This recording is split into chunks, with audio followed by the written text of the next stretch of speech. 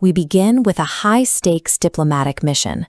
Lord Krishna arrives in the wealthy, imposing kingdom of Hastinapur to act as a peace envoy. But waiting for him is a political trap.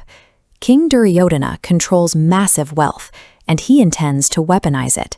He has prepared a royal feast designed specifically to dazzle Krishna and bribe him into an alliance. Duryodhana commissions a Chhappan Bhog, a staggering array of 56 lavish dishes. Every plate is a calculated display of ego, cooked up solely to show off the king's absolute power. The tactic fails completely. Krishna coldly and entirely rejects the royal feast. He lays down a very strict rule for accepting such an offer. According to Krishna, someone only eats offered food for two reasons: extreme physical hunger or profound love. Duryodhana's offering strikes out twice. Krishna lacks physical hunger, and Duryodhana's heart is devoid of love. Divine entities operate on a completely different currency than human beings.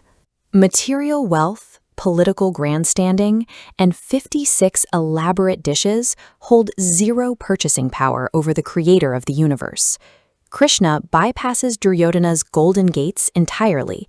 Instead, he arrives unannounced at the poorest, most humble dwelling in the entire city, the small hut of Vidur and his wife, Sulabha. This visual model breaks down the stark contrast between the two hosts.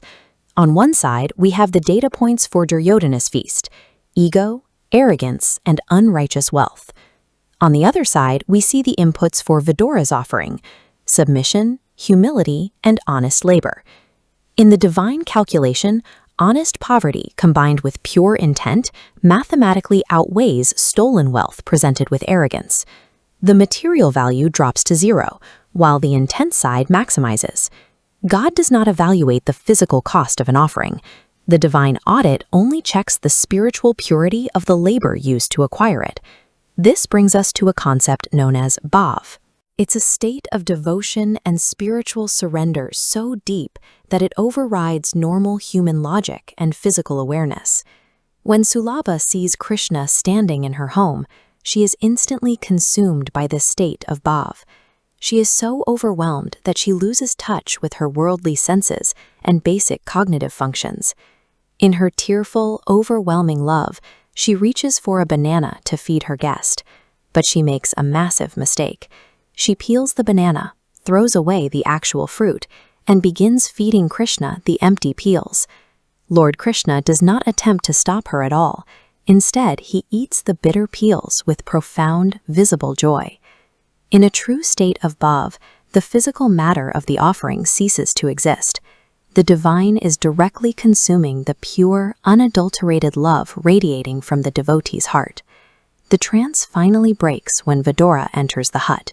He realizes the mistake in horror and hastily replaces the peels with an offering of ordinary batwa saag, a dish of very humble greens. Krishna accepts the greens, making an ultimate declaration. He states that the joy and fulfillment he finds in this deeply ordinary dish cannot be matched even by the immortal nectar of heaven. Look at this conceptual model of how the divine filter actually operates. When a lavish item and a humble item pass through the barrier, their material shells are entirely stripped away. The universe only lets the glowing core of human intent pass through. It doesn't matter if you present your offering on a solid gold plate or in a cracked clay pot. You cannot impress the universe with what you possess. You can only move it with the depth of what you feel. This exact lesson is preserved in a timeless Hindi phrase summarizing the entire story. Duryodhana ki mewa tyagi, payo Vidur Saag.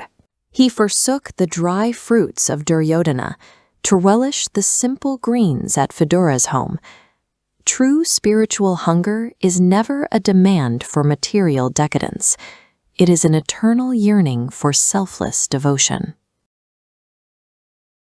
If you enjoyed this story, don't forget to like, share, and subscribe. Comment below. Radhe Radhe.